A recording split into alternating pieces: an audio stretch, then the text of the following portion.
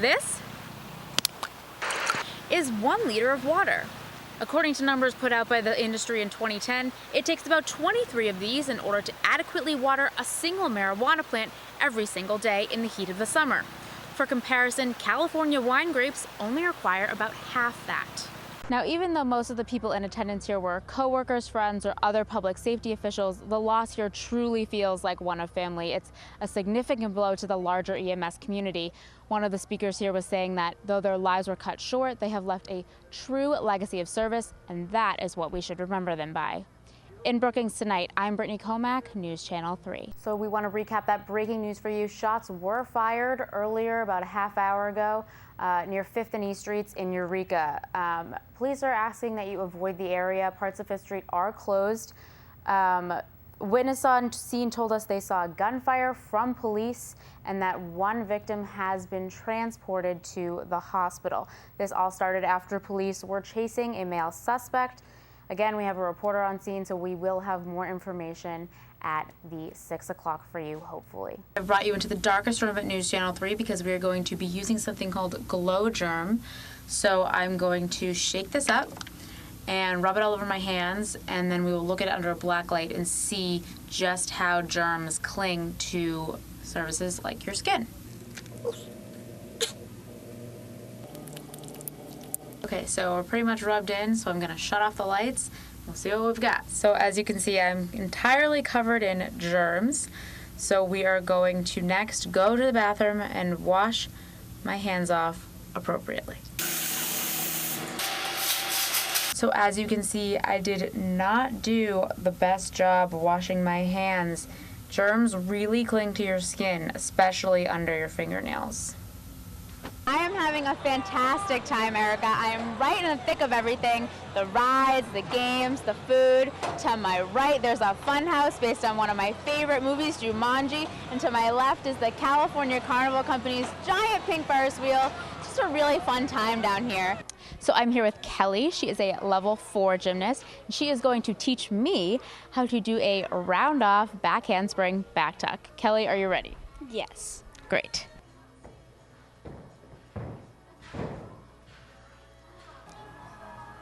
Yeah, on second thought, I'm going to need to practice a little bit more. Cal Or Life Flight Crew Pilot Larry Mills, Flight Nurse Deborah Kroon, and Flight Paramedic Michelle Farwater on November 661 Tango Charlie. Last call, July 29th, 2016. It's been 5 days since 4 lives were lost in that Cal Or Life Flight plane crash near McKinleyville. And today, the crew of that fated plane was remembered and celebrated by all those who knew them and many who did not. It's an opportunity today for not just our company, but for the community and the EMS community and the families to remember, celebrate, and begin the process of grieving and closure. First was the procession. About 75 different public safety agencies making their way together up the 101 from Crescent City to Brookings. Next was the service. Family, friends, and local dignitaries spoke highly of each crew member. The EMS community is a very tight community, both not only here in Curry County, the state of Oregon, but also on the other side of the border in California, just going south, Del Norte and Humboldt counties. During this entire event, we have been absolutely taken aback at the amount of support from the public agencies. Pilot Larry Mills, a loving father and husband, was about to become a grandfather. I think Larry, my husband, would be very proud of the event today. He was a very fine, experienced pilot, and this terrible tragedy has left a very big hole in our family. Flight paramedic Michelle Tarwater's stepfather reading a letter from Michelle to her mother that she had written just in case anything were ever to happen to her. We want to express how much this helps us in our profound grief and shows truly how much she was loved and cared for. And flight nurse Deborah Kroon, remembered by her sharp wit and sense of humor. The patient remembered as well by a wreath on stage. Larry, Deb, and Michelle, may you rest in peace knowing your strength lives on. Thank you for your service and ultimate sacrifice. You are clear to ascend. Godspeed and high flight. We've got it from here. Now, even though most of the people in attendance here were coworkers, friends, or other public safety officials, the loss here truly feels like one of family. It's a significant blow to the larger EMS community. One of the speakers here was saying that though their lives were cut short, they have left a true legacy of service, and that is what we should remember them by.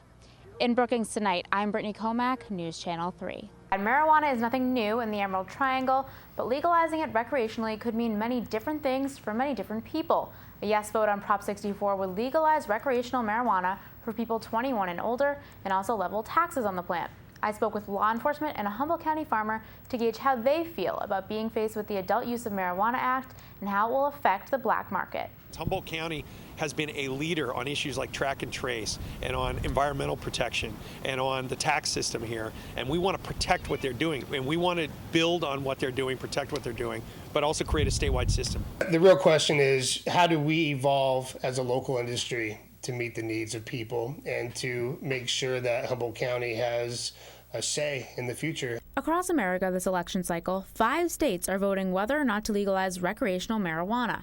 In California, it's known as Prop 64, or the Adult Use of Marijuana Act. Undersheriff William Hansel says growing marijuana in Humboldt has, quote, blown up in the last 5 years, and legalizing it recreationally would only worsen things concerning the black market. We cultivate a lot of marijuana for the state of California, and we're not naive. I mean, we grow marijuana, we believe, for the black market. You know, I personally don't think there's a lot of gain from us as a county by legalizing it and seeing this as a plus for our society. Another concern is a spike in DUIs. Well, I've pulled people over that have been under the influence of marijuana, and it is illegal to drive under the influence of marijuana. The problem is, though, there's no chemical test that we can prove, and there's no minimum level of intoxication that the state puts forward, like as an alcohol. But this is a big concern because people driving high is just as bad as people driving under the influence of alcohol. Falling asleep, distracted. Ironically enough, many Humboldt growers are also against Prop 64 as it allows for mega grows. And that's really going to push out the innovators, the small mom and pop growers. And that's a valid concern. I mean, we're a small farm here. We're not trying to be a large mega grower, but I really believe in the quality of what we produce in this county. And I think you cannot produce that same quality on a mega scale. If Prop 64 is to pass, it would impose a retail tax as well as a cultivation tax, which is why many small Humboldt farmers are not for it. Whittington is, however, saying that it is ultimately the start to the end of prohibition. So there are some good aspects, there are some bad aspects, but in total, I really believe that it makes sense to give everybody in California access to this plant and give them safe access, and the UMA is a pathway towards that. But if mega recreational growers inhibit them from profiting... At the end of the day, a lot of us who have already worked to get into compliance under the MCRSA will continue on that medical model if we cannot scale up enough to make the recreational model profitable. And that's where you're going to see the difference, is between the quality of a medical product versus the quality of a mass-produced recreational product. Undersheriff Hansel explained that if it passes, they will abide by the new law and seemed hopeful it could bring more people into compliance. I think it's time for people to, here's the opportunity, the state's opening the door, the county's opening the door for you to become a legitimate operation. So take opportunity right now. You don't have to worry about law enforcement coming knocking at your door when you're in compliance with the state law. You have nothing to worry about. There's nothing to fear. And I really think that we're going to see an increase in tourism and people wanting to come and see that connection with the earth and the people who work on the farms. And that's how the urban world is going to want to escape their place, and they're going to come up here and come see the magic of Humboldt County and what we do. And I really think that's where our future is going here. And so this is likely not the end of the black market for marijuana, as it will continue being illegal in a majority of the country. In terms of political support, Representative Jared Huffman has come out in support of Prop 64, while Senator Mike McGuire just recently came out against it. Needless to say, there are lots of things for California voters to think about before next week. My favorite part of today is that a lot of kids can get toys that they really wanted and that they could never get since the cops pay for it. That's right, cops and members of other public safety agencies were armed this morning with $100 Target gift cards. The money comes from local sponsors, and Target gives the young shoppers 20% off. Some kids know exactly what they want, some take their time, so the officers get to help them choose what they want. I've got a shopping list from Marie.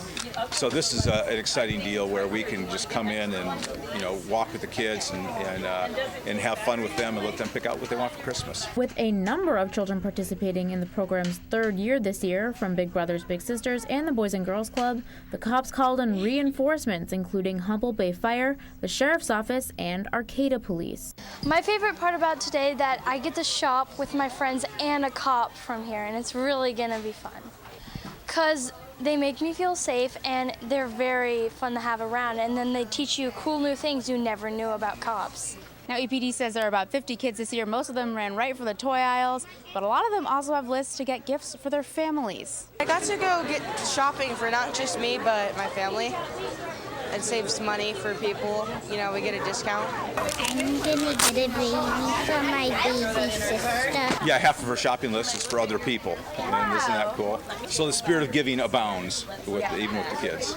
And most of the children were simply overjoyed to be a part of the day. My favorite part about today is that we get $100 to spend.